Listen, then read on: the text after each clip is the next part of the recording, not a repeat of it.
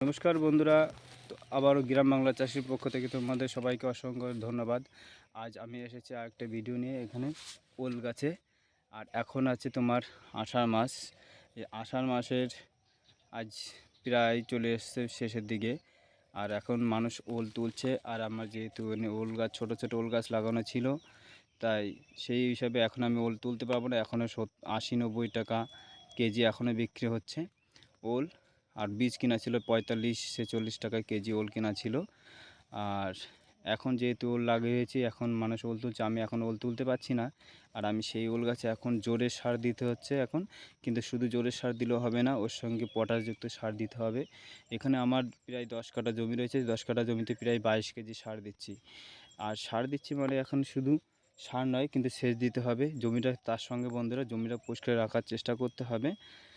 আর চলো আমি তাহলে কী সার দিচ্ছি আমি আজ দেখাই, আর কত পরিমাণে সার পড়ছে সেটাও আমি তোমাদের সঙ্গে এখন শেয়ার করব। দেখো, আমি এখন সার দিচ্ছি। এই যে সেই সার, 3টে মিশ্রিত সারের সঙ্গে সবথেকে ভালো হয় 1 প্যাকেট কার্বোফ্রন বা অর্থাৎ ফিডোল দিলে সব ভালো হয়। এর সঙ্গে যদি 50 গ্রাম হারে শিকড় ছাড়া ওষুধ যদি দেওয়া হয় তবে আরও খুব ভালো হয়। আর আমি এখন অবশ্য ওটা দিইনি, কিন্তু দিচ্ছি এখানে শুধু সার। এই 14-35-10-26 আর 14-28-28 এই সারটা দিচ্ছি দেখো।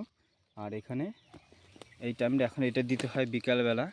আমি কিন্তু সকালবেলা দিচ্ছি, কিন্তু ওল গাছে এই সকালবেলা যদি গাছের গায়ে যদি জল থাকে, সেই গাছ যদি গায়ে লাগে কিন্তু গাছ চুলকায়। আমি এখন গিয়ে চান করে নেব, যার জন্য আমি এখন সারটা দিচ্ছি। কিন্তু বন্ধুরা তোমরা দেওয়ার চেষ্টা করবে বিকালবেলা।